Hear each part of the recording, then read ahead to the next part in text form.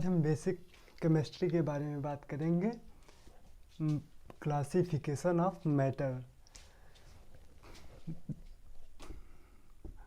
पदार्थ का वर्गीकरण।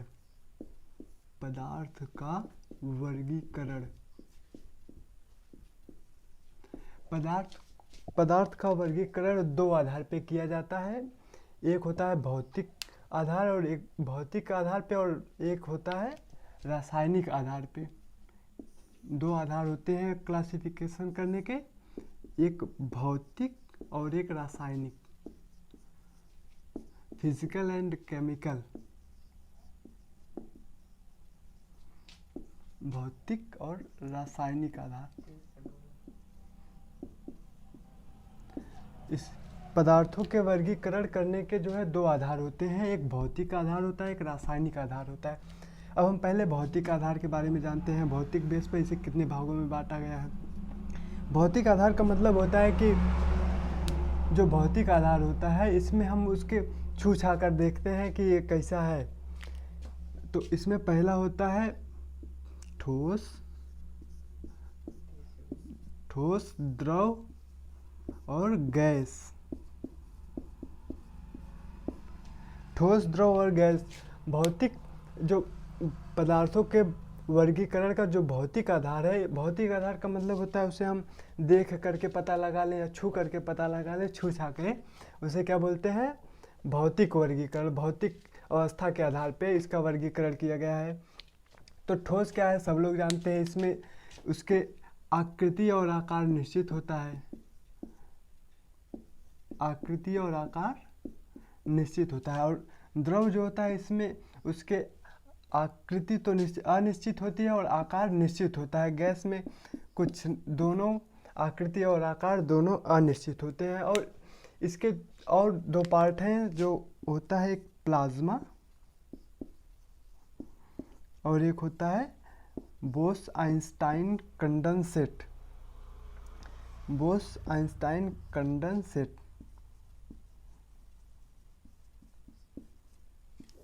इसके बारे में हम जान लेते हैं, प्लाज्मा क्या होता है और बोस-आइंस्टाइन कंडेंसेट क्या होता है। ये जो प्लाज्मा होता है ये बहुत हायर एनर्जी लेवल पे, इसमें क्या चाहिए? बहुत अधिक हीट चाहिए।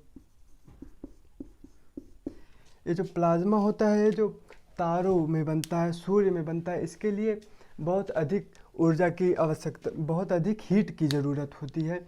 जैसे अगर हम लेते हैं आयरन Fe, इसको अगर हम 1700 डिग्री सेल्सियस पे गर्म करेंगे तो ये क्या बन जाएगा?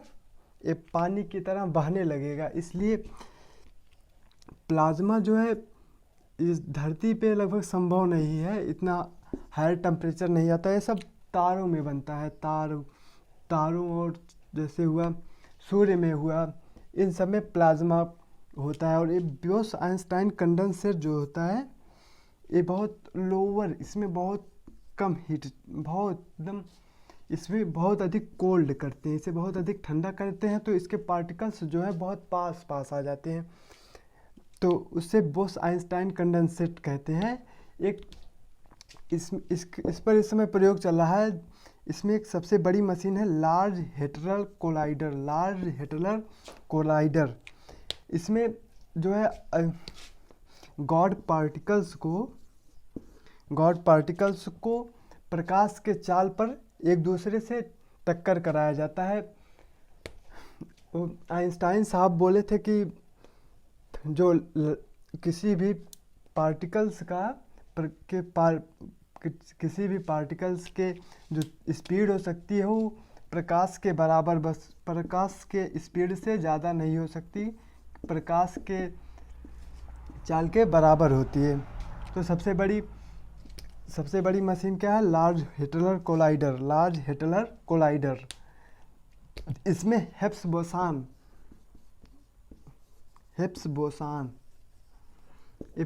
बोसान पार्टिकल्स को प्रकाश के चाल पर एक दूसरे पार्टिकल से टक्कर कराया जाता है, हिग्स बोसान को। तब इसमें हालांकि अभी कोई बहुत अधिक प्रोग्रेस देखने को नहीं मिली है बोस-आइंस्टाइन कंडेंसेट लार्ज हेड्रोजन कोलाइडर जो है, इस पर हाल बहुत अधिक पैसा खर्च किए हैं, लेकिन कोई बहुत अभी इस पर डेवलपमेंट नहीं हुआ है।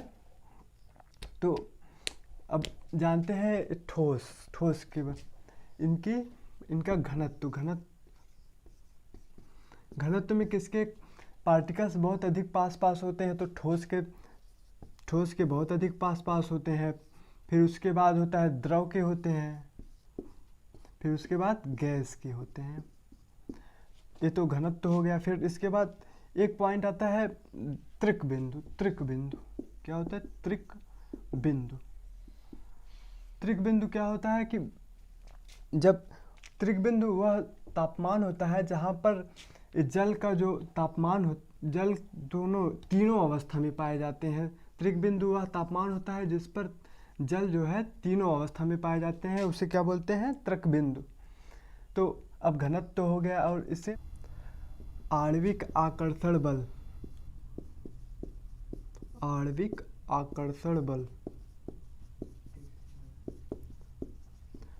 आकर्षण बल मतलब इसमें जो पार्टिकल्स होते हैं उसमें कौन पार्टिकल्स ज़्यादा आणविक बल लगाते हैं, एक दूसरे के एटम्स को अपने पास खींचते हैं, किसके कण सबसे ज़्यादा अंतरा आणविक बल लगाते हैं। तो ठोस इसमें सबसे पहले होता है, ठोस। इसी कारण ठोस जो है इसकी आकृति शेप निश्चित होती है। इसके बाद द्रव लगाता है बहुत कम, लेकिन गैस सबसे कम लगाता है अंतराणविक बल। इसके बाद हम देखते हैं प्रसार के बारे में जान लेते हैं, किसका प्रसार सबसे अधिक होता है। तो गैस का प्रसार, अभी गैस को जैसे धुआं हुआ उसका प्रसार बहुत अधिक होता है। फिर उसके बाद अब जल को रख लेंगे तो उसका प्रसार होगा ही नहीं, बहुत कम होता है जल का प्रसार, और ठोस का एकदम नहीं होता है।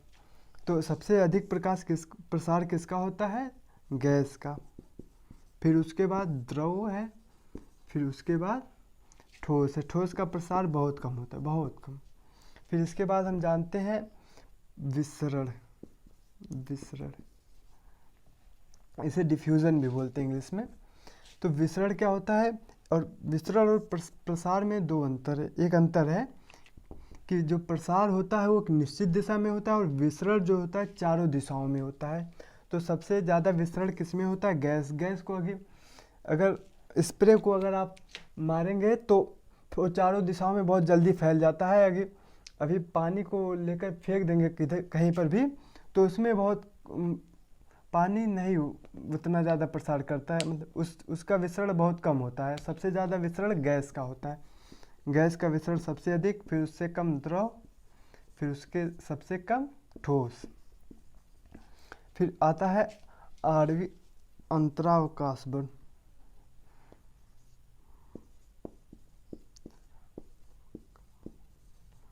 अंतरावकाश या अंतराणुक अवकाश। जो पार्टिकल्स होते हैं, एटम्स आपस में जुड़े होते हैं, तो उनमें बीच में कुछ जगह खाली रहती है, इसे क्या बोलते हैं? अंतरावकाश, अंतराणुक अवकाश भी बोलते हैं इसे। तो ये सबसे ज़्यादा किस में होता है? जो गैस होते हैं बहुत दूर होते हैं, इनके पार्टिकल्स के बीच बहुत अधिक अंतराणुक अवकाश होता है।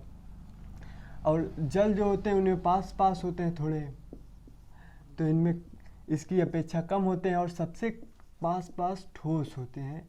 इनमें सबसे अधिक अंतरावकाश द्रव में, फिर उसके बाद सबसे गैस में, फिर इसके बाद द्रव में, फिर ठोस में।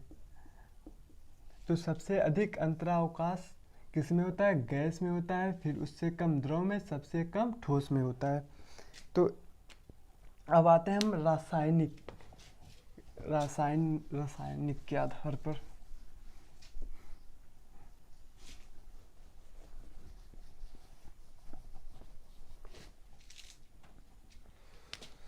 तो रासायनिक के आधार पे इसे दो पार्ट्स में डिवाइड किया गया है। पहला है शुद्ध पदार्थ,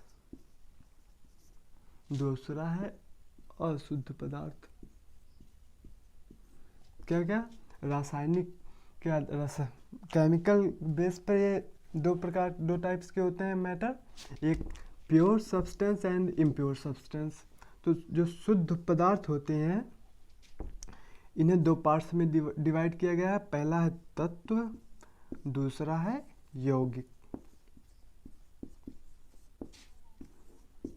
और अशुद्ध पदार्थ को एक ही पार्ट्स में डिवाइड किया गया है, मिश्रण।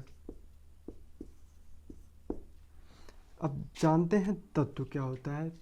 तो इस समय हमारे पास 118 तत्व हैं, पूरे पीरियाडिक टेबल में 118 तत्व हैं। तो तत्व क्या होते हैं, ये एक ही प्रकार के एटम्स से, समान एटम्स से मिलके बने होते हैं।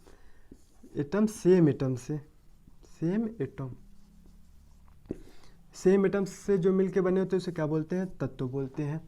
और जो डिफरेंस एटम्स से एक डिफिनिट रेशियो में मिलके बनते हैं, भिन्न भिन्न तत्व जो है एक डिफिनिट निश्चित रेशियो में,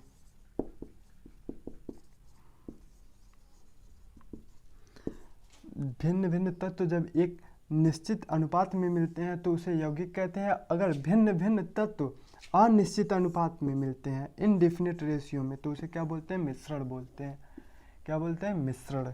अब हम इसके बारे में जानते हैं तत्व के कितने प्रकार, तत्व को कितने पार्ट्स में डिवाइड किया गया है। तो तत्व को देखिए बेसिकली 3 पार्ट्स में डिवाइड किया गया है। पहला है धातु, मेटल, फिर दूसरा है अधातु, नॉन मेटल, अधातु, फिर तीसरा है उपधातु। चलिए अब देखते हैं धातु क्या होते हैं। तो धातु जो होते हैं ये बेसिकली किसी भी जो अभिक्रिया में ये इलेक्ट्रॉन्स को त्याग करके धनायन बनाते हैं, अपने ऊपर प्लस चार्ज लेकर आते हैं। और जो अधातु होते हैं बेसिकली इलेक्ट्रॉन्स को ग्रहण करते हैं अपने, और अपने ऊपर माइनस चार्ज लेकर आते हैं। और उपधातु में दोनों गुण होते हैं, अधातु का भी गुण दिखाएगा और धातु का भी गुण दिखाएगा। कौन, उपधातु। इसके उदाहरण है उपधातु के एंटीमनी, जर्मेनियम, आर्सेनिक, बहुत सारे उदाहरण हैं। और धातु के उदाहरण हैं जैसे फेरस हुआ, लोहा, एल्यूमिनियम, कॉपर। फिर अधातु के उदाहरण है आयोडीन। ये सब अधातु के उदाहरण हैं। अब हम आते हैं यौगिक। यौगिक कितने टाइप्स के होते हैं, यौगिक 2 टाइप्स के होते हैं। पहला है ऑर्गेनिक और दूसरा है इनऑर्गेनिक। ऑर्गेनिक और इनऑर्गेनिक यौगिक 2 टाइप्स के होते हैं, ऑर्गेनिक और इनऑर्गेनिक। अब इसके बारे में समझते हैं, कार्बनिक और अकार्बनिक के बारे में।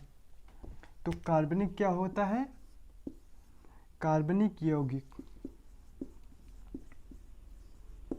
कार्बनिक यौगिक ऐसे यौगिक होते हैं जिनमें कार्बन बेसिकली पाया जाता है, जैसे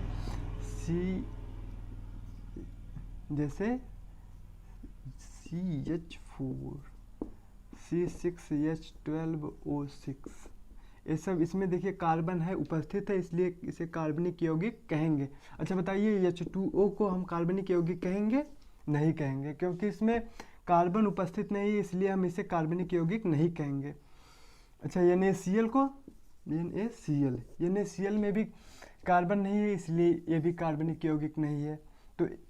तो ये क्या होंगे, ये अकार्बनिक यौगिक होंगे, इनऑर्गेनिक।